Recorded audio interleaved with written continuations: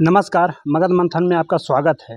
अभी हम मौजूद हैं नवादा जिले के नारदीगंज प्रखंड में, जहां द्वारकालीन युग के एक छोटा सा पहाड़ है और यहाँ पे एक भगवान शिव का प्रतिमा है। आइए हम जानने का प्रयास करते हैं यह शिव प्रतिमा का इतिहास क्या है। यहाँ पे एक बाबा रहते हैं, उनसे हम बात करने का प्रयास करते हैं।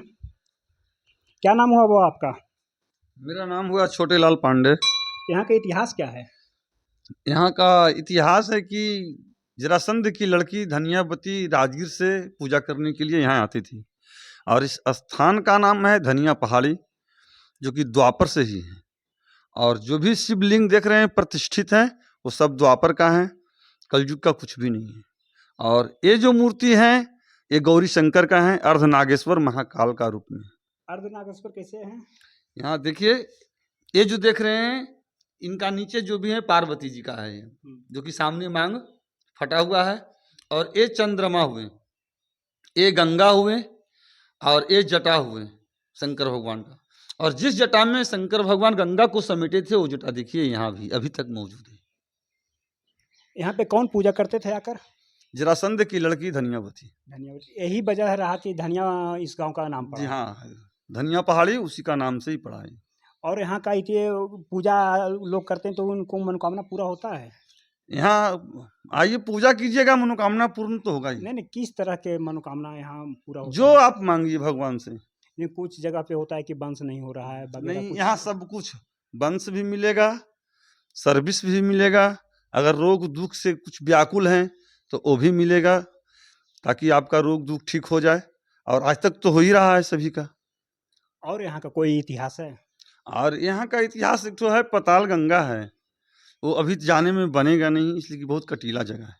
तो उस पताल कुआं का क्या इतिहास है? इतिहास है कि जब जरासंध की लड़की धनियावती आई थी पूजा करने के लिए, तो उनको जल का अभाव था, उस टाइम जल नहीं मिला, तो वही गंगा को आवाहन किए थे बैठ करके वहाँ, तो गंगा वहाँ प्रकट हुई थी, और आज तक वही प्रसिद्ध है। तो वो गंगा कैसे प्रकट होती है?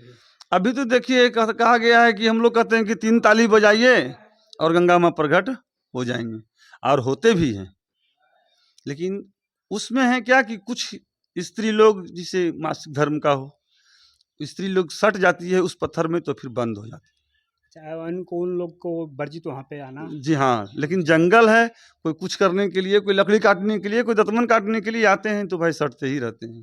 तो ये पहाड़ी कितने दूरी में फैले हुआ है?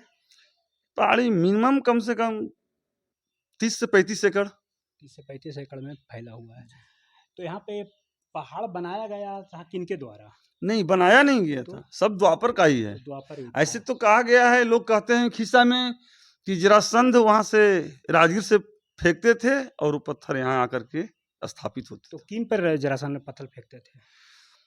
शंकर भगवान थे, तो एक एक पत्थर पर डे उनको फेंकना था। अच्छा।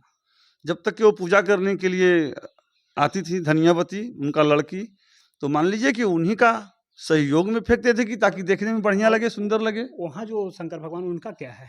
ये सिर्फ शंकर हैं। अच्छा।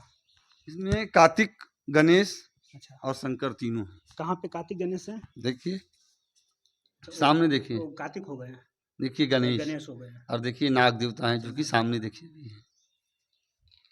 देखिए नाग देवता भी हुए, कार्तिकेय हुए, गणेश हुए।